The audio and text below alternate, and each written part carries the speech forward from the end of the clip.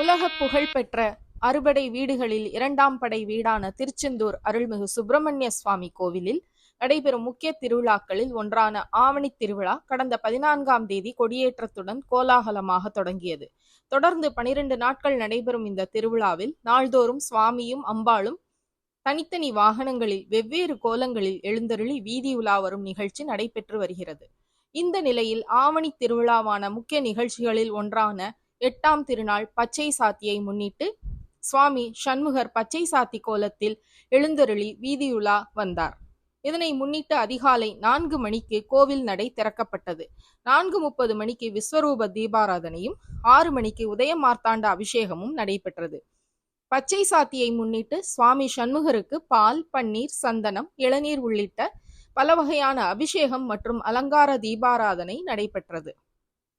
இதனை அடுத்து சுவாமி சண்முகர் பச்சை நிற பட்டுடுத்தி பச்சை நிற கொழுந்து மலர்களால் அலங்கரித்து பச்சை கடைசல் சப்பரத்தில் பச்சை சாத்தி கோலத்தில் எழுந்தருளி வீதி உலா வந்து பக்தர்களுக்கு காட்சியளித்தார். பல்லாயிரக்கணக்கான பக்தர்கள் வெற்றிவேல் முருகனுக்கு அரோகரா என்ற கோஷத்துடன் சுவாமி தரிசனம் செய்தனர். திருச்செந்தூரில் முருகப்பெருமானின் அபிஷேகத்தை காண்பதால் கிடைக்கும் பலன்கள். பில்லி சூனியம் நீங்குதல். ஆதிசங்கரருக்கு ஒரு மாந்திரீகரால் ஏற்பட்ட செய்வினை திருச்செந்தூர் முருகனின் அருளால் நீங்கியது. அதேபோல் அபிஷேகத்தை காணும் பக்தர்களின் வாழ்விலும் உள்ள தீய சக்திகள் எல்லாம் விலகி பில்லி சூனிய பாதிப்புகள் நீங்கும் என்பது நம்பிக்கை. நோய் நீங்கி ஆரோக்கியம் பெருகும். திருச்செந்தூர் பன்னீர் இலை விபூதியை கண்டாலே கடுமையான நோய்கள் நீங்கும் என்பர். அதுபோல் முருகனின் அபிஷேகத்தை தரிசிப்பதால் உடல்நல குறைபாடுகள் நீங்கி ஆரோக்கியம் மேம்படும். மனத்தெளிவு மற்றும் ஆன்ம சுத்தி.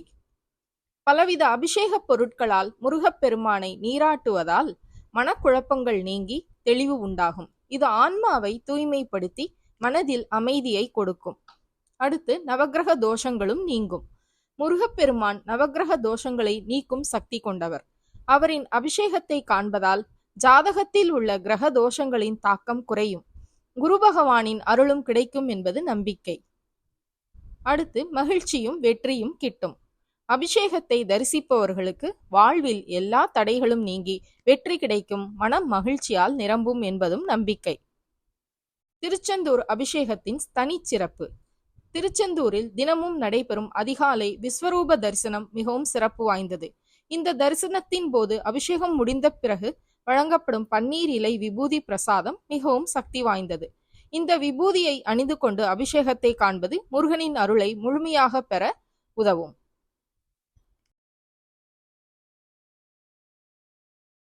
முருகப்பெருமானுக்கு அபிஷேகம் செய்ய பலவிதமான பொருட்கள் பயன்படுத்தப்படுகின்றன. நன்னீர், நல்லெண்ணெய், பச்சரிசி மாவு, மஞ்சள் தூள், திருமஞ்சனத்தூள், பஞ்சகவ்யம், பால், தயிர், தேன், பழச்சாறுகள், இளநீர், அன்னம் போன்ற பொருட்கள் அபிஷேகத்திற்கு பயன்படுத்தப்படுகின்றன. இவை ஒவ்வொன்றும் ஒவ்வொரு விதமான பலன்களை தரும் என்று நம்பிக்கை. முருகன் அபிஷேகத்துக்கு செய்ய பயன்படுத்தப்படும் பொருட்களும் அதன் பலன்களை பற்றியும் பார்க்கலாம். நன்னீர் மனம் தூய்மையாகும். நல்லெண்ணெய் நலம் தரும். பச்சரிசி மாவு கடன் தீரும், பாவங்கள் நீங்கும். மஞ்சள் தூள் நல்ல நட்பு வாய்க்கும், அரசு வசியம். திருமஞ்சனத்தூள் நோய் தீர்க்கும். பஞ்சகவ்யம் தீவை நீங்கும், ஆன்ம சுத்தி உண்டாகும்.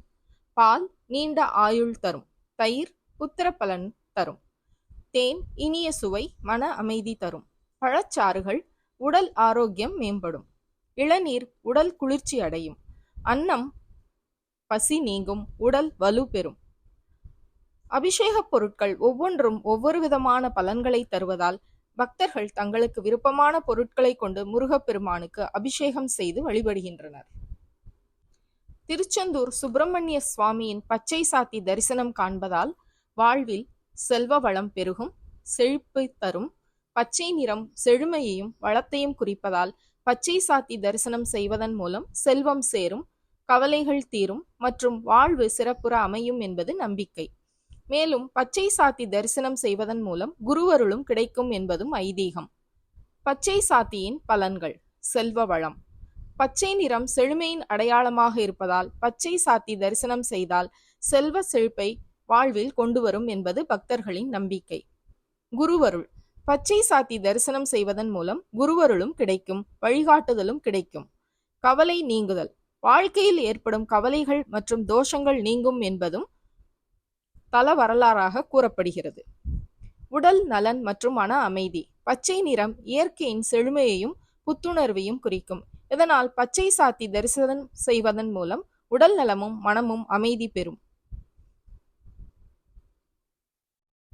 திருச்செந்தூர் பச்சை சாத்தி. திருச்செந்தூர் கோவிலில் பச்சை சாத்தி என்பது சுவாமி சண்முகர் பச்சை நிற உடையை அணிந்து பச்சை இலைகள் மற்றும் மரிக்கொழுந்து மாலை சூடி பச்சை பட்டு உடுத்தி எழுந்தருளும் ஒரு சிறப்பு வழிபாடாகும். இது பக்தி மற்றும் நம்பிக்கையின் அடிப்படையில் பக்தர்களுக்கு பல்வேறு நன்மைகளை அளிக்கும் என்பது ஒரு நம்பிக்கை. மேலும் ஆவணி திருவிழாவின் சிகர நிகழ்ச்சியான தேரோட்டம் இன்று விமர்சையாக நடைபெற்றது. திருச்செந்தூர் அருள்மிகு சுப்பிரமணிய சுவாமி திருக்கோவிலில் நடைபெற்ற ஆவணி திருவிழாவின் சிகர நிகழ்ச்சியான தேரோட்டம்.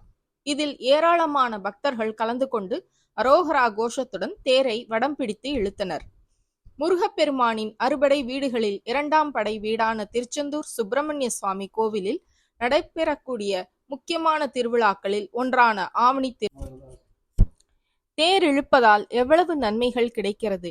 தேரே வடம் பிடித்து இழுக்க எவ்வளவு கூட்டமாக இருந்தாலும் முண்டி அடித்துக்கொண்டு மக்கள் ஆர்வமாக செல்வதற்கு முக்கிய காரணம் ஒன்று என விளக்குகிறார் காஞ்சி மகா பெரியவா. பெரிய நில அதிபர் ஒருவர் ஒருமுறை மகா பெரியவாளை பார்க்க வந்திருந்தார். சொத்து தகராறு காரணமாக வழக்கு விவகாரங்களில் சிக்கி மன அமைதியை இழந்த நிலையில் மகா பெரியவாளை தரிசிக்க வந்தார். அவர் சொல்லாமலேயே அவரின் மன வேதனையை புரிந்து கொண்ட பெரியவா, எப்போதாவது தேரோட்ட உற்சவங்களில் கலந்து கொண்டு தேர் இழுத்திருக்கிறீர்களா என கேட்டார். அந்த நில உரிமையாளரோ இல்லை சுவாமி என பதிலளித்தார். ஒருமுறை தேர் வடம் பிடித்து இழுத்துவிட்டு அதற்கு பிறகு உங்கள் பணிகளை தொடர்ந்து செய்யுங்கள், எல்லாம் நல்ல விதமாக முடியும் என சொல்லி அந்த நில அதிபருக்கு ஆசி வழங்கி அனுப்பி வைத்தார் மகா பெரியவா. 3 மாதங்களுக்கு பிறகு மகிழ்ச்சி பொங்க மகா பெரியவாவை சந்திக்க மீண்டும் வந்தார் அந்த நில அதிபர். மகா பெரியவாளை வணங்கிய அவர், தீர்ப்பு எனக்கு சாதகமாக வந்துவிட்டது சுவாமி, தர்மம் ஒருபோதும் தோற்பதில்லை என்ற நம்பிக்கை வந்துவிட்டது என்றார். தேர் இழுத்தீர்களோ என்ற மகா பெரியவாவிடம், ஆமாம், அதற்கு பிறகுதான் எல்லாம் நன்றாக நடந்தது என்று மகிழ்ச்சியுடன் கூறினார். தேர் என்பது நடமாடும் கோவில். முதியவர்கள், ஆலயத்திற்குள் வர முடியாத நிலையில் இருப்பவர்களுக்கும் தன்னை கண்ணார கண்டு தரிசிக்க வேண்டும் என்பதற்காக இறைவன் கோவிலை விட்டு வெளியே வந்து காட்சி தரும் திருநாள். கோவிலில் இறை சக்தி என்பது எப்போதும் நிறைந்திருக்கும்.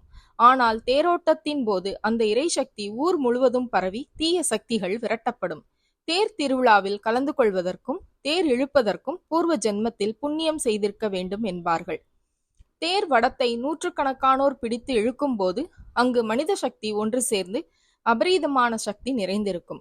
இறைவனின் அருளை வேண்டி ஏராளமானோர் பக்தியுடன் கூடியிருப்பதால் அந்த தெய்வீக சக்தி நமக்குள்ளும் ஊடுருவி நம்மை சுற்றியும் இருக்கும் தீய சக்திகள் அழிக்கப்படுகிறது. பக்தியுடன் தெய்வத்தை இழுக்கிறோம் என்ற எண்ணம் மனிதர்களிடமும் பக்தர்களை காண கோவிலை விட்டு தெய்வம் வெளியே வந்து அருள்மழை பொழிவதும் மகத்துவமான ஒன்று. தேரோட்டத்தின் தேர் திருவிழாவில் கலந்து கொள்வதால் வீட்டில் மங்கள ஓசை கேட்கும், சுப நிகழ்ச்சிகள் நடைபெறும், கடவுளின் அருள் சக்தி கிடைக்கும், வெற்றிகள் சேரும், நோய்கள் தீரும், வினைகள் நீங்கும், மனக்குழப்பங்கள் நீங்கி நிம்மதி கிடைக்கும், சகல சௌபாகியங்களும் கிடைக்கும் என மகா பெரியவா விளக்குகிறார்.